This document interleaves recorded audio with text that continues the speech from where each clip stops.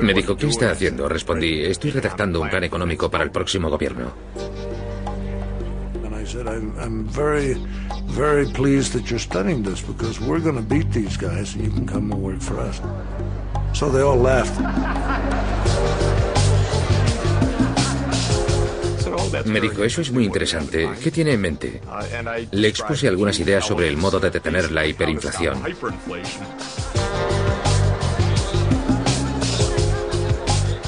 Y replicó, no, debe ir mucho más allá, no lo ha comprendido. Es preciso algo más. Se está quedando en la superficie. Este país necesita una revisión general. Debemos salir del caos en que estamos inmersos. No estaba seguro de si me estaba provocando, si bromeaba, si estaba sobrio, si sabía lo que decía. Y resultó ser Goni, Gonzalo Sánchez de Losada. Un genio.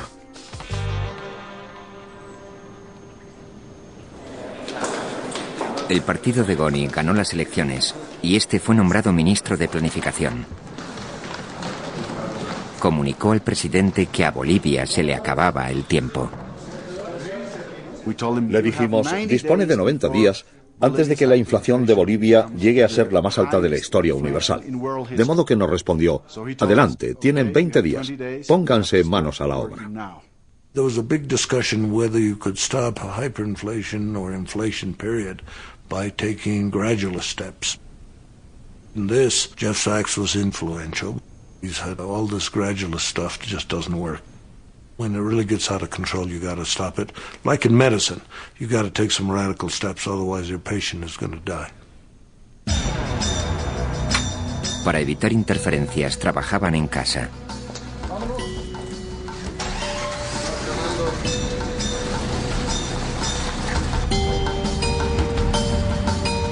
Cada pocos días, Goni informaba al presidente.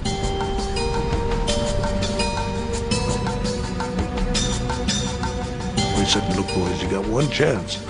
And remember, as Machiavelli says, all the bad news at once, the good news little by little. So he said, get it all done.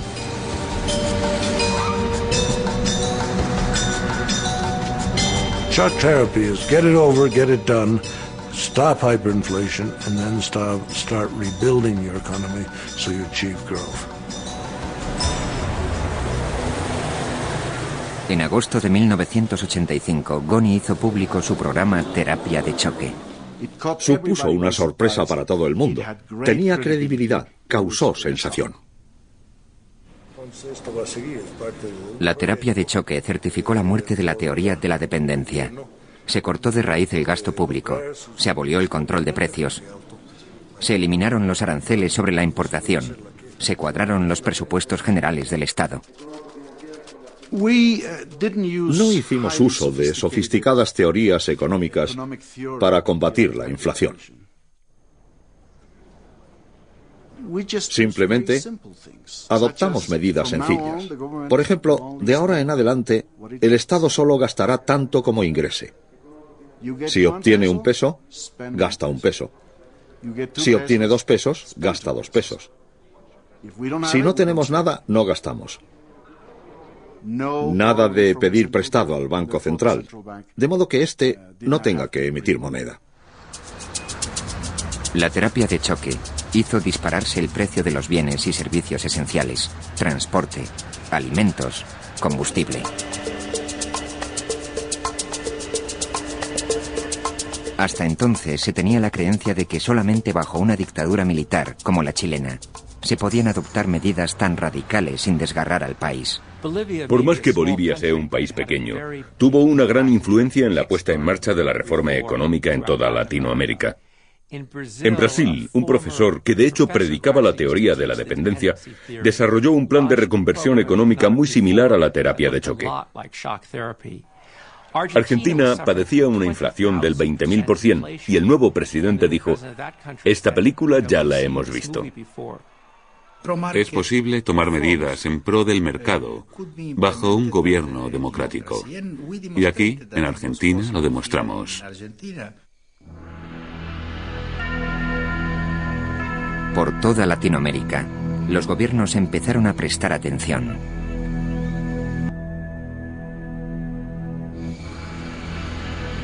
Lo curioso es que lo ocurrido en Bolivia tendría un influjo directo sobre las economías bloqueadas de la Europa del Este.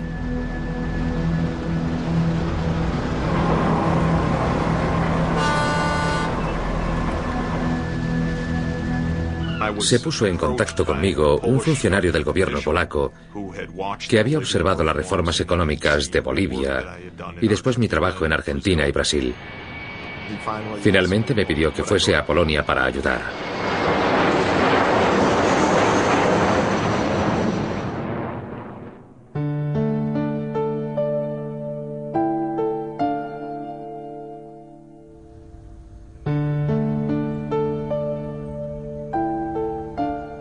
Los propios polacos temían llegar a una situación de hambruna. Las tiendas estaban desabastecidas. Vi a una mujer llorando en la calle. No hay leche en esta ciudad. No puedo encontrar leche para mi hijo. ¿Qué voy a hacer? Era espeluznante.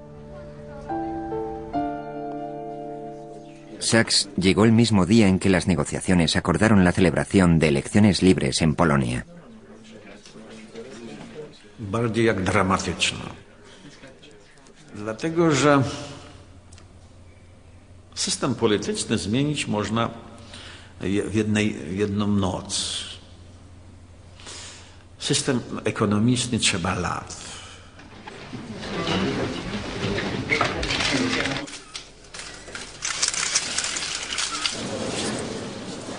Cada vez que en Europa Oriental se desafiaba al poderío soviético, la respuesta era muy clara.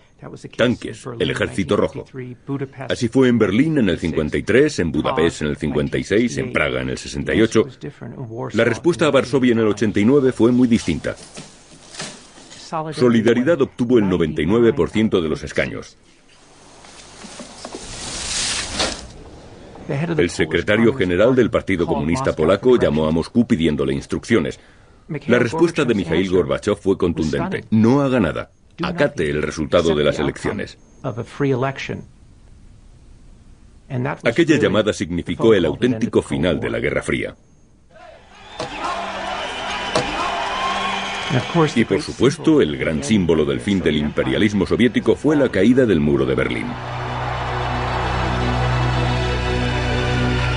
Un país tras otro fueron liberándose del comunismo. Polonia, Hungría, Checoslovaquia, Rumanía. 1989 fue realmente un año milagroso.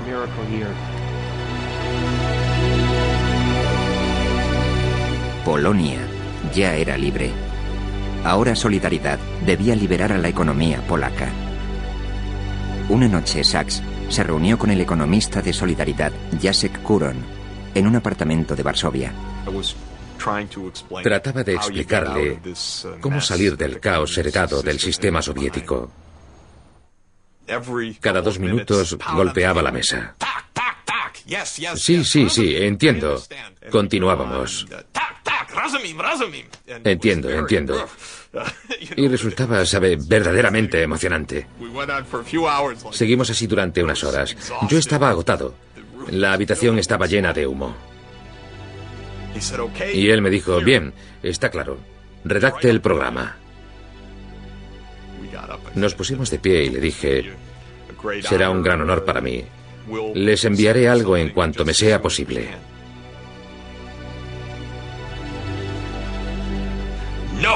No, necesito el plan para mañana por la mañana.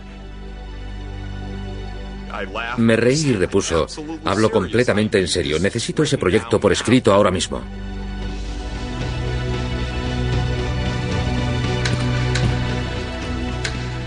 Aquella misma noche redactamos el programa y lo entregamos por la mañana. Fue distribuido entre los congresistas de Solidaridad. Al igual que Sachs, el nuevo ministro de Economía de Solidaridad, Leszek Balcerowicz, opinaba que la transición debía ser rápida y a gran escala. Inmediatamente después de un gran avance, Hay un corto lapso temporal en el que se toman extraordinarias decisiones políticas. Por definición, la gente está dispuesta a aceptar soluciones más radicales, puesto que está eufórica por haber recobrado la libertad. Aprovechamos este entusiasmo para avanzar muy rápidamente. Polonia decidió hacer lo mismo que Bolivia, poner en práctica la terapia de choque, recortar el gasto público, tratar de implantar un sistema mercantilista y comprobar si podría funcionar. Los precios casi se doblaron y la penuria no terminó.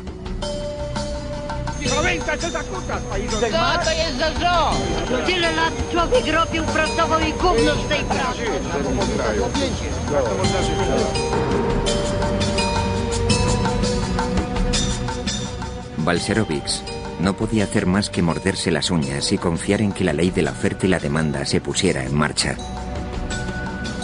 Unos días después, los granjeros empezaron a llevar sus productos al mercado. Estaba paseando y fijándome en los precios de las tiendas, en el precio de los huevos. Sus asesores le habían aconsejado que se fijase especialmente en el precio de los huevos. Si salían huevos al mercado, si su precio bajaba, podía ser que el mercado estuviese funcionando.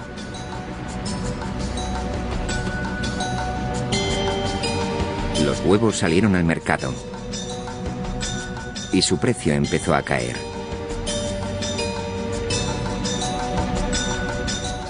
Y recuerdo aquel día memorable en que el precio de los huevos bajó. Aquel era uno de los síntomas de que el programa de estabilización surtía efecto. Sin embargo, el Estado que se pretendía reformar poseía industrias pesadas que constituirían un reto mucho mayor. Una vez que Polonia se vio libre, tuve que encarar el problema de las privatizaciones. La gran complicación fueron las viejas factorías legadas por el sistema comunista, y se provocaron desgarradores problemas de desempleo tratando de hacerlas eficaces y mantener su funcionamiento. Esto provocó mucho dolor.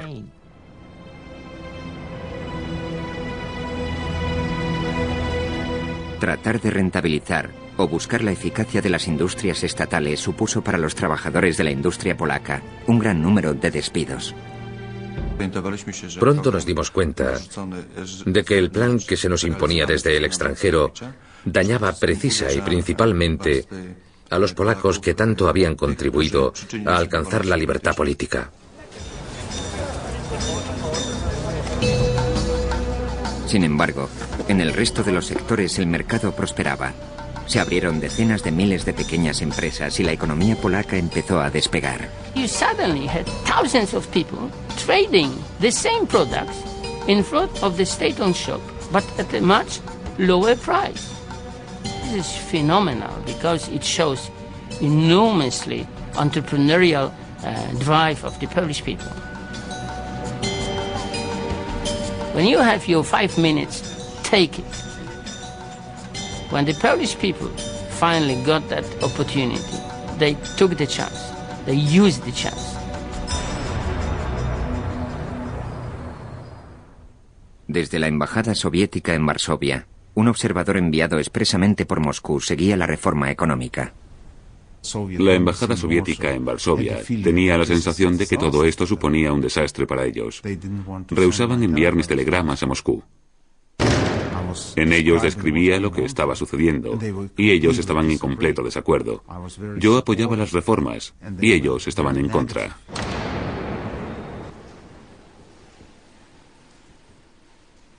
Yo enviaba los análisis a Gorbachev. Balcerowicz hace lo que debe por Polonia, eso es lo que yo decía. Gorbachev pidió a Jablinski que elaborase un plan de transformación económica radical.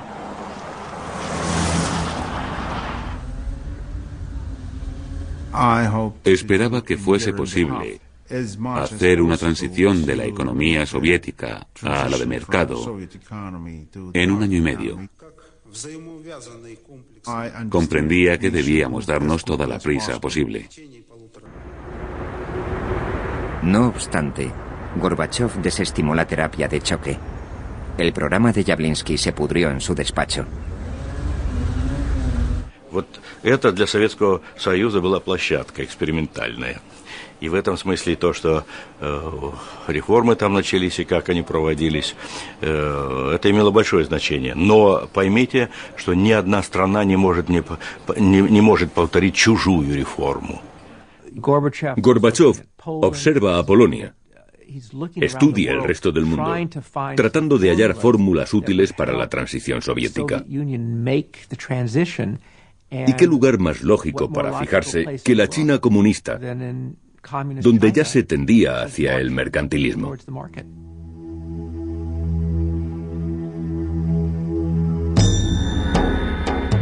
En 1989, el año de la caída del muro de Berlín, Gorbachov visitó Pekín. A su llegada, los disidentes se congregaban en la plaza de Tiananmen.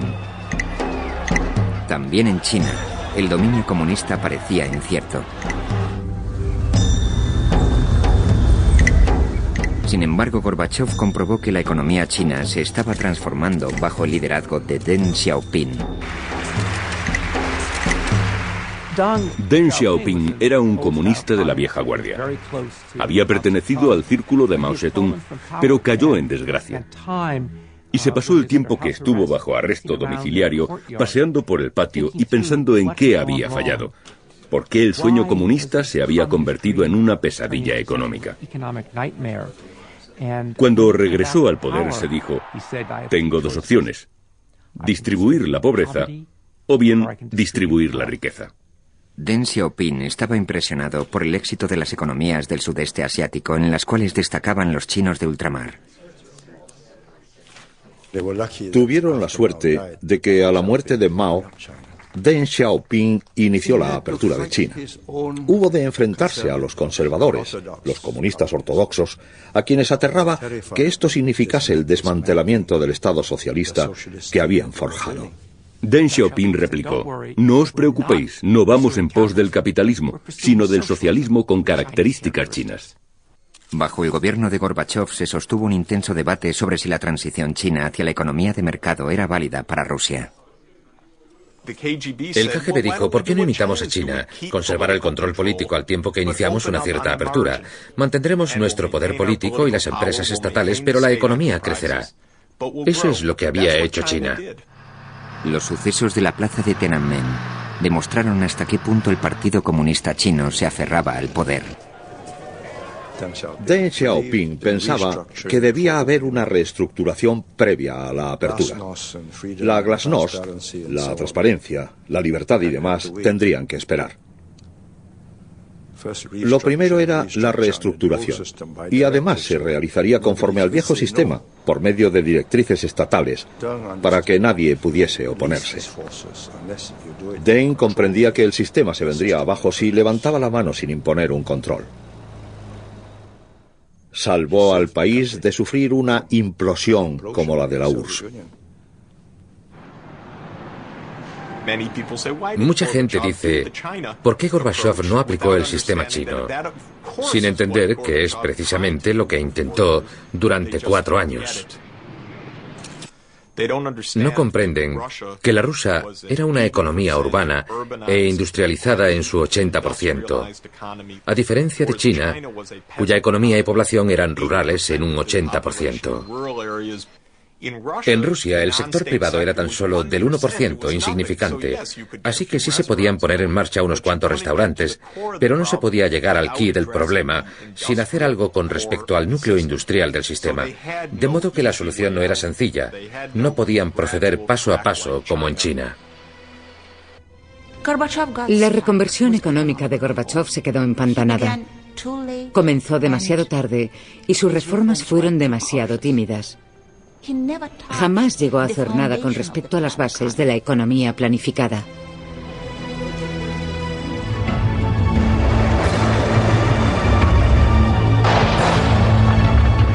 En agosto de 1991, los comunistas intransigentes perpetraron un golpe de Estado.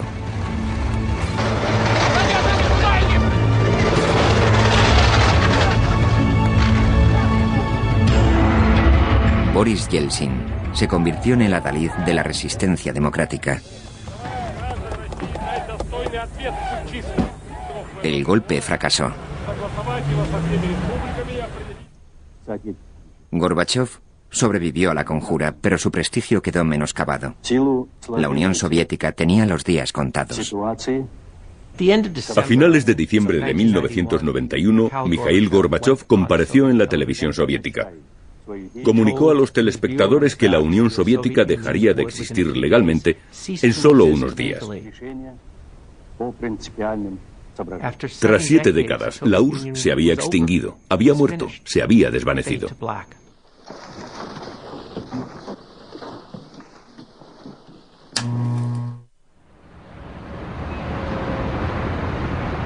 Boris Yeltsin era el presidente de Rusia.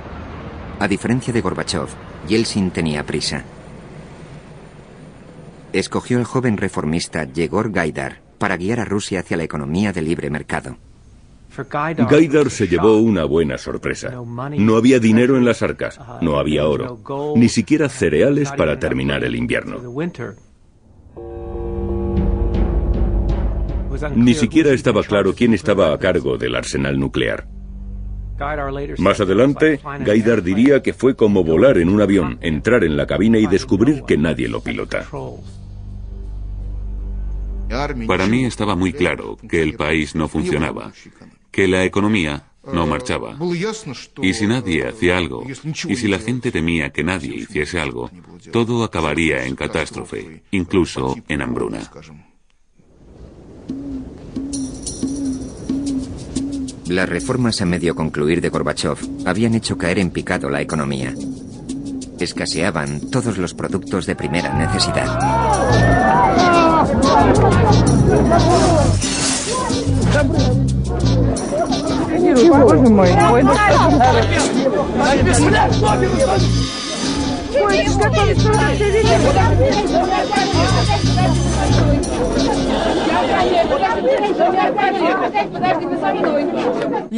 Todos los días había que hacer cola para conseguir algo. Azúcar, cerillas, sal. La situación era desesperada. La coyuntura económica era absolutamente desastrosa. La inflación subía en un 20% mensualmente. Las tiendas estaban desabastecidas. Los precios se disparaban. La vida cotidiana era una lucha por la supervivencia. Gaidar debía darse prisa. Gaidar ahora estaba al frente de la economía rusa. Y solo tenía 35 años. Reunió un equipo de jóvenes reformadores, entre ellos el disidente de 36 años, Anatoly Chubais. Los comunistas de la línea dura los llamaban los chiquillos de los calzoncillos rosa. Jeffrey Sachs, de 36 años, fue requerido como asesor de la reforma económica. Por supuesto, tenía la experiencia polaca en mente, pero el caso de Rusia resultó ser muy distinto. La Duma, el Parlamento, estaba controlada por los comunistas y otros partidos contrarios a la reforma. Gaidar recibió notables ataques políticos desde el primer momento. 7 días después del comienzo de la reestructuración, la presidencia de la Duma exigía la dimisión del gobierno en pleno, por ejemplo.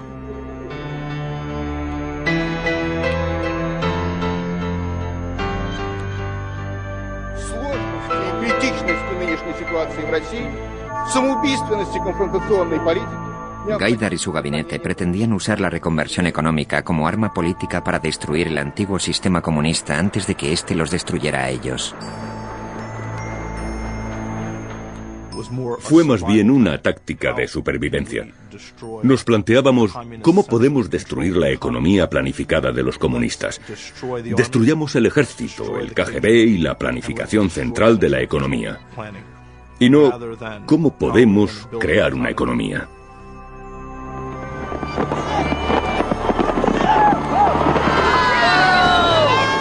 Nochevieja de 1991. A la mañana siguiente, se liberalizarían los precios. La reforma de Gaidar afectaría directamente al hombre y la mujer de la calle.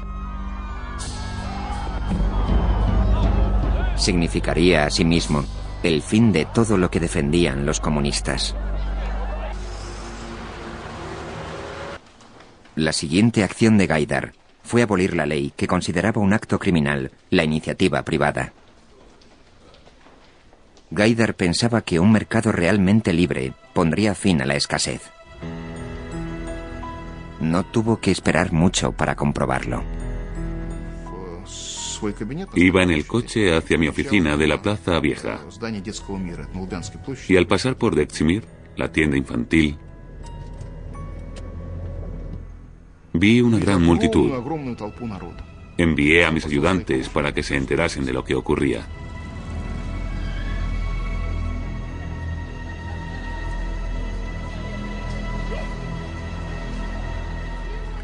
Y vieron a cientos de personas con productos diversos. Llevaban copias del decreto de libertad de comercio y trataban de comprar y vender sus mercancías. Aquello me hizo darme cuenta de que en 75 años no había sido posible erradicar su espíritu emprendedor. Aquel fue uno de los momentos fundamentales. A partir de entonces, no volvió a haber escasez en Rusia.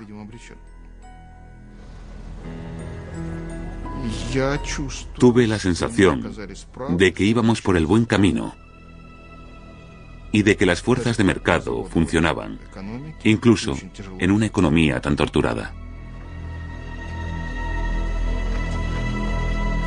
Quizá el mercado hubiese revivido, pero para el ruso medio la reforma significó un alza de los precios.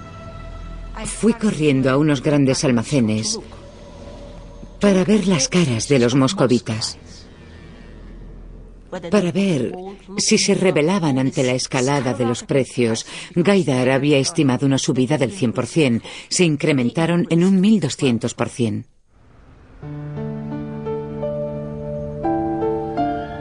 Los precios siguieron subiendo. Los comunistas recalcitrantes que controlaban el Banco Central pusieron las cosas aún más difíciles. Su política disparó la inflación. La inflación subió al 500%, al 600%, al 700%. La moneda se devaluó. No valía nada. El pueblo quedó destrozado por la hiperinflación. Esto socavó toda la confianza en las reformas económicas.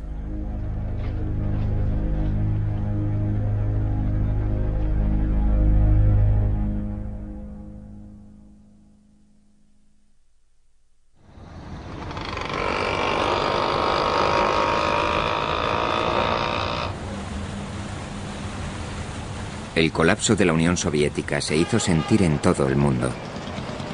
Para la India, significó la destrucción de su modelo económico. El ideal de la planificación central se hizo añicos. Aquello hizo evidente que la economía dirigida no era tan estable como pensábamos. Por consiguiente, el derrumbe de la Unión Soviética fue uno de los factores que más influyeron en la reforma económica de nuestro país, así como en la de otros países. Planificada por los burócratas y aislada del comercio internacional, la economía hindú estaba estancada, era ineficaz y estaba endeudada. En 1991, la India se enfrentó cara a cara con la bancarrota.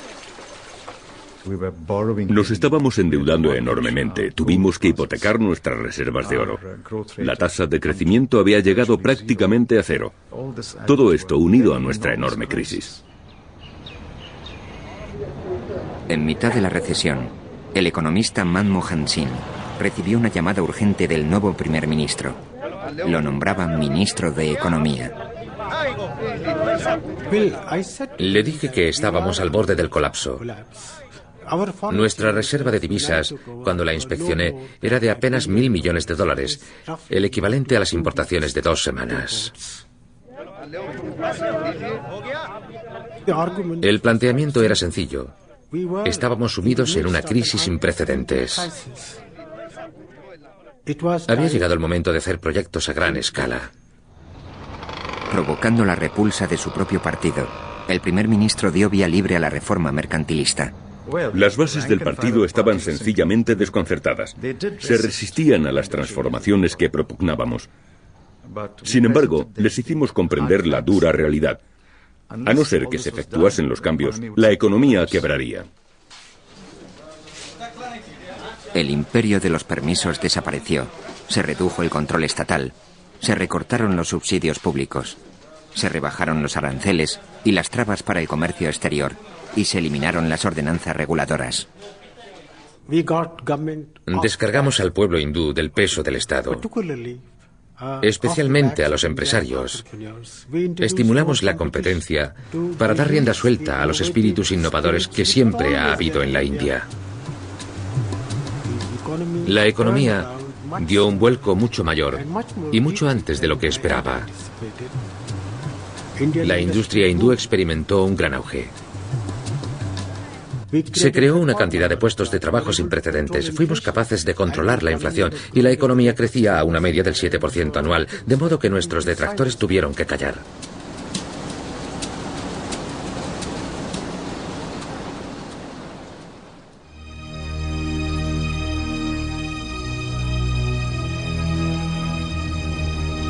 En Rusia, los puestos de mando de la economía aún se encontraban en manos del Estado.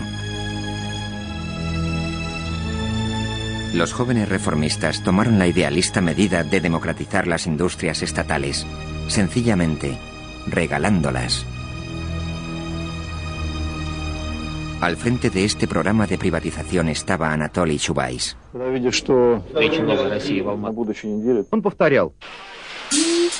El monopolio comunista de los últimos 70 años estaba a punto de desaparecer.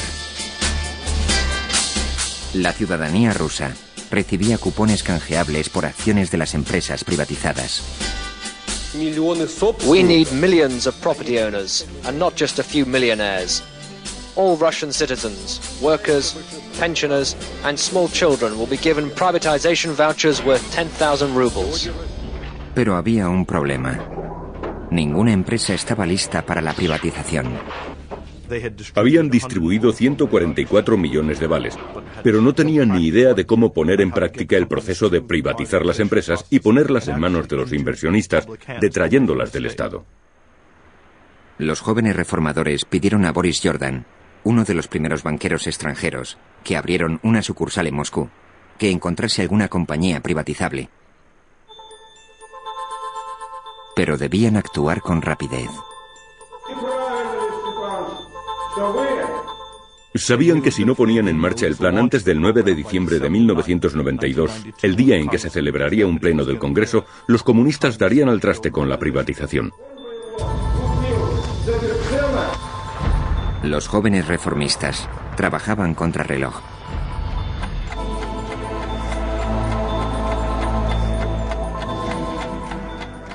Resultó muy difícil. Sin privatización no habría economía de mercado. Restringieron los límites de la búsqueda a las empresas cercanas a Moscú. No era precisamente lo que Lenin habría llamado los puestos de mando, pero la fábrica de galletas bolchevique elaboraba los dulces de mayor consumo en Rusia. Tuvimos que, yo no diría sobornarlos, tuvimos que incentivarlos. Entregamos a los administradores y a los trabajadores el 50% de las acciones de sus fábricas. El resto de las participaciones se vendería en los mercados públicos por medio de los vales. La primera subasta pública oficial de una compañía estatal rusa se celebró el 8 de diciembre de 1992.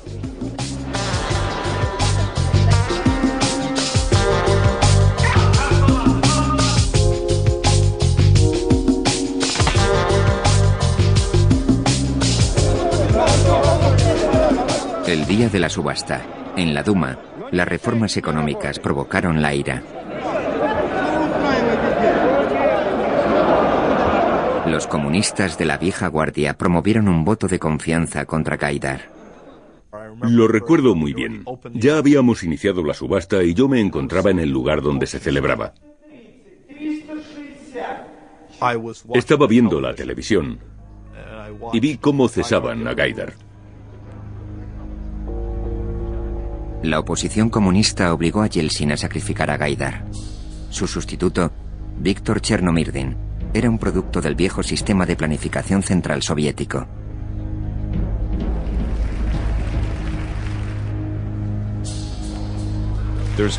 No cabe duda alguna de que tras el cese de Gaidar a finales de 1992, el nivel de corrupción creció tremendamente. Las compañías públicas se liquidaron y el comercio de vales condujo a una incipiente bolsa. La economía de mercado empezaba a arraigar. No obstante, sus orígenes fueron inciertos. En Moscú, la especulación era galopante. Algunos empezaron a llamar a Rusia el salvaje este.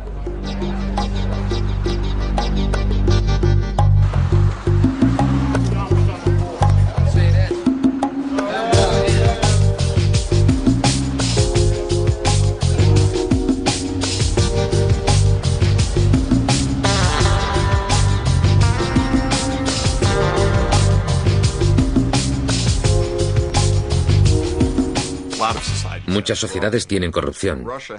Sin embargo, en Rusia existía una élite que se había desarrollado en un ambiente tan amoral, bajo el sistema soviético, que realmente creía que la propiedad es un robo. De acuerdo, ahora vivimos en un sistema de propiedad privada, pues robaremos.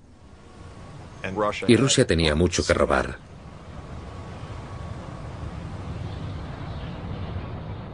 Había petróleo, gas, níquel, cromo, diamantes, oro. Una extraordinaria colección de riquísimos recursos naturales. Y estaban en manos del Estado. Las mayores empresas, las industrias más importantes, aún estaban bajo el control de sus todopoderosos administradores, los antiguos apparatchiks soviéticos, conocidos como los directores rojos. Estaban radicalmente en contra de los reformistas y la privatización. Solo sería posible privatizar los puestos de mando de la economía rusa, despojando de su poder a los directores rojos. Recuerdo una de las primeras reuniones con los directores, que fue muy difícil. Ellos detestan nuestro lenguaje, detestan nuestras caras, odian cuanto tiene algo que ver con nosotros.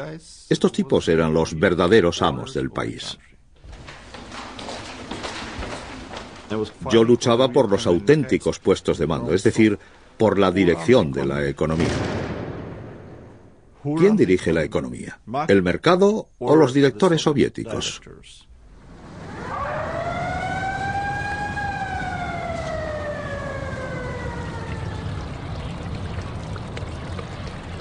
El extenso complejo fabril de Norilsk se convertiría en el principal campo de batalla donde lidiaron los directores rojos y un nuevo tipo de ruso. Vladimir Potanin era un empresario pirata que había abandonado su empleo en el Ministerio de Asuntos Exteriores y en pocos años había convertido una pequeña sociedad mercantil en uno de los bancos más pujantes de Rusia. Decidí hacerme empresario en cuanto comprendí que era posible. Me había criado en un país en el que estaba prohibido. Incluso existía un artículo especial en el derecho penal soviético que prohibía la actividad empresarial. La siguiente operación de Potanin llevaría a algunos a considerarlo un empresario inspirado y a otros a creerlo un capitalista sin escrúpulos. En 1995 decidió tratar de hacerse con la Norilsk. No obstante, apoderarse de la compañía productora de níquel significaba enfrentarse a uno de los más poderosos directores rojos, Anatoly Filatov. Filatov de la Norilsk, el tipo más duro, uno de los hombres más poderosos de Rusia. Potanin, que por aquel entonces era relativamente poco conocido en este país, cargó contra este tipo. La compañía Norilsk sentó el precedente. Potanin precisaba aliados. Estos serían los más prósperos nuevos empresarios, aquellos que llegaron a ser conocidos y odiados bajo el nombre de los oligarcas. Hacia 1995 ya contábamos con una nueva élite de empresarios que, en mi opinión, estaba compuesta por gestores eficientes y directivos cualificados que, sin embargo, carecían de propiedades. Por ello se originó una lucha entre los antiguos directores rojos y los nuevos gerentes que, digamos, ganaban dinero por sí mismos. Para acabar con el poderío de los directores rojos, los oligarcas necesitaban apoyo político. Políticamente resultaba difícil despojar a los directores rojos de su poder. Ni siquiera el gobierno, ni aún Chubais, tenía la fuerza suficiente para vencer con facilidad en esta batalla. Parecía que los comunistas ganarían las inminentes elecciones presidenciales de 1996.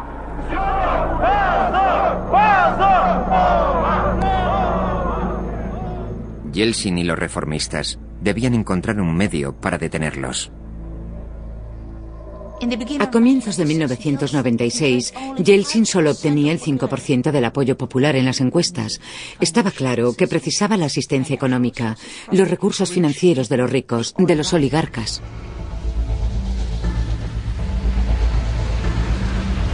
El gobierno y los oligarcas se necesitaban mutuamente y debían ponerse en marcha inmediatamente. El gobierno temía el retorno de los comunistas, los oligarcas perder sus fortunas.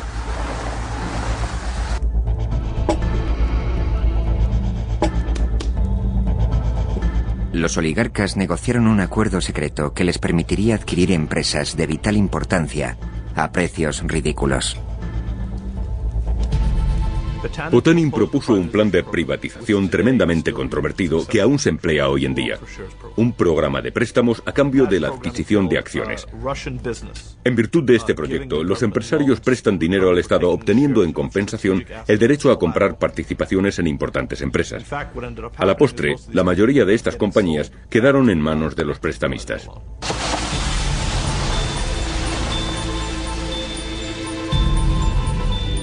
El dinero de los oligarcas financiaría la campaña presidencial de Yeltsin. En contrapartida, estos reclamaban los puestos de mando.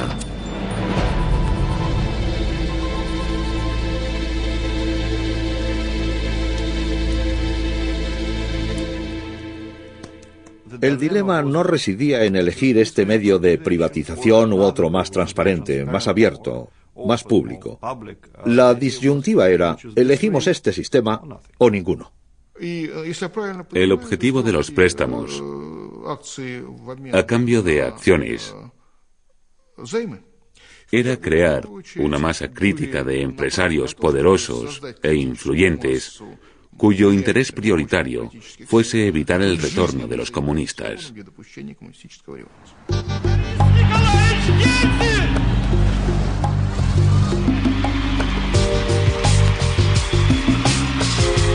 Por medio de sus medios de comunicación y sus riquezas, los oligarcas respaldaron la campaña de reelección de Yeltsin.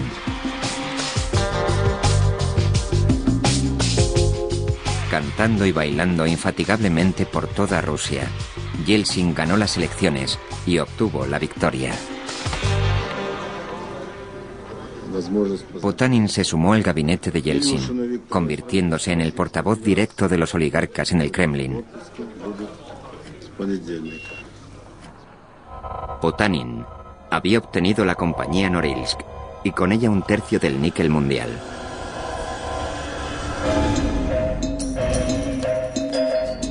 Por una compañía que facturaba 2.500 millones de euros anualmente, Potanin pagó solo 170. Me inundó una gran sensación de victoria.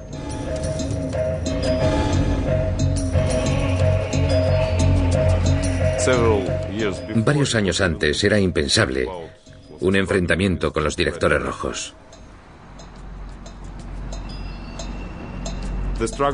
Ganamos la batalla nosotros, que éramos más jóvenes, más activos y estábamos más preparados para afrontar la competencia. Unos años después, sentía una gran responsabilidad por esto, porque cuando ganas, te haces responsable de todo lo que ocurra. Pero eso fue más tarde. Para muchos, el trueque de préstamos por acciones fue algo más que un escándalo. Fue el robo del siglo. No obstante, Yeltsin pagó gustoso aquel precio por mantener a raya a los comunistas. El fin justifica los medios. Así es como los bolcheviques hicieron la revolución en Rusia. Y así es como acabó en desastre. Siempre que empleas la fórmula de que el fin justifica los medios, destruyes el fin. En la Rusia de Yeltsin medraba el capitalismo de camarillas. Muchos consideraban la reforma sinónimo de corrupción, inflación y desigualdad. Entonces, en 1998, Rusia dejó de pagar sus deudas y el mercado de valores cayó. La era Yeltsin finalizó con su accidentada dimisión del día de Año Nuevo de 2000.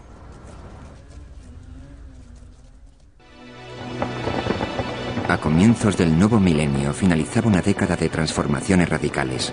Un mundo que poco antes confiaba en el socialismo, la planificación central y el proteccionismo, ahora depositaba su confianza en el mercado. Es impresionante lo sucedido en los últimos 20 años o poco menos. Se diría que el mundo entero ha cambiado de opinión. En todas partes, India, China, Asia, Latinoamérica, Europa, Norteamérica y sobre todo en los países comunistas, los estados se han retirado de los puestos de mando de la economía.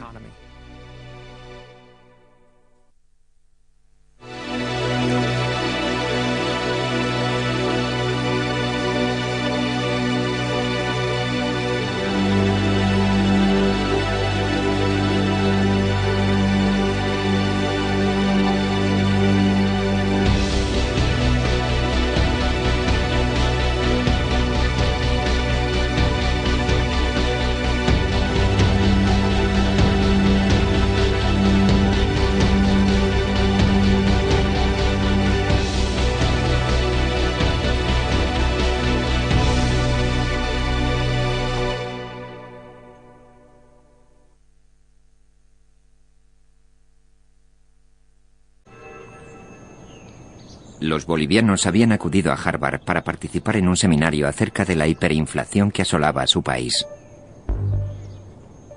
Yo estaba absolutamente fascinado. Hice algunas observaciones. De repente alguien me espetó desde el fondo de la sala: si sabe lo que hay que hacer, véngase a La Paz.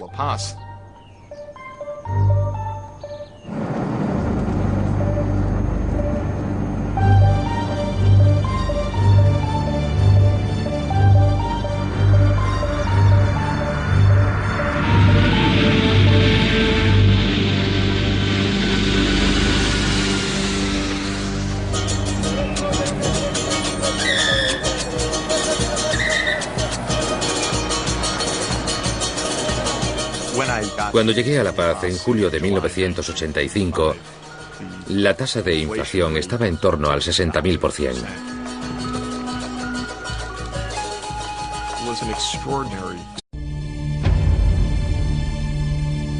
Los terribles sucesos del 11 de septiembre demostraron cómo todo un mundo puede sumirse profundamente en la recesión.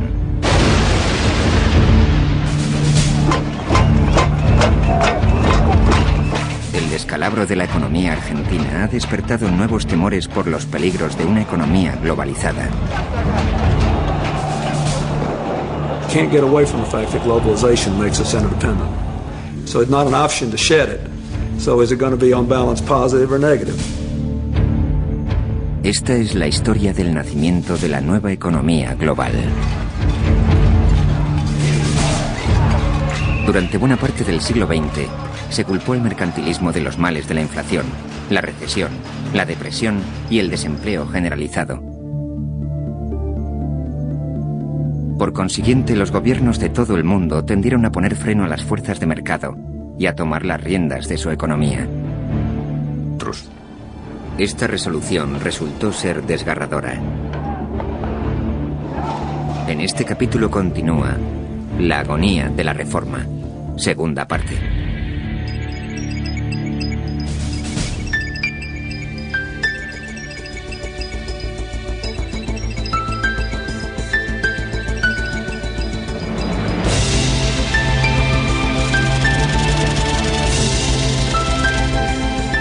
La batalla por la economía mundial.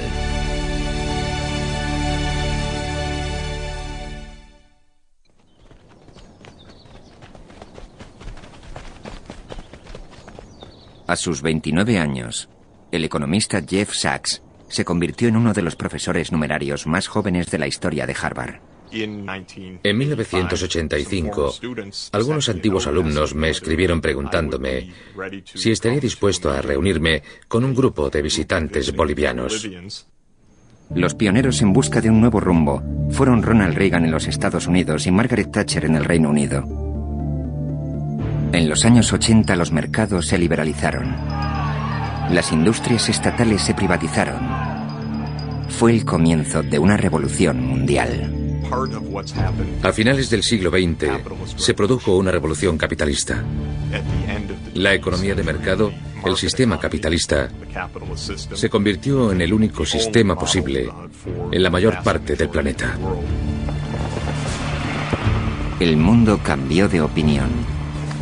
En la Unión Soviética y sus satélites. En los emergentes mercados asiáticos. Y en las economías predominantemente estatalizadas de Latinoamérica, multitud de gobiernos de todos los continentes dejaron a un lado el dirigismo y abrazaron la economía de mercado. La revolución mercantilista nos ha llevado a una nueva economía global que entusiasma a unos y aterroriza a otros. Se trataba de un fenómeno extraordinario y terrorífico.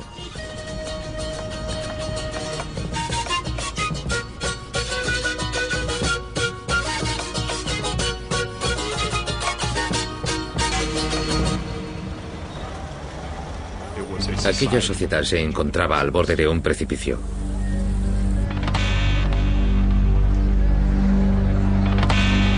Los políticos bolivianos estaban paralizados. Aparentemente solo un hombre sabía qué hacer. Conocí a un hombre durante un cóctel en una sesión de trabajo vespertina. No lo conocía de nada. Me presenté.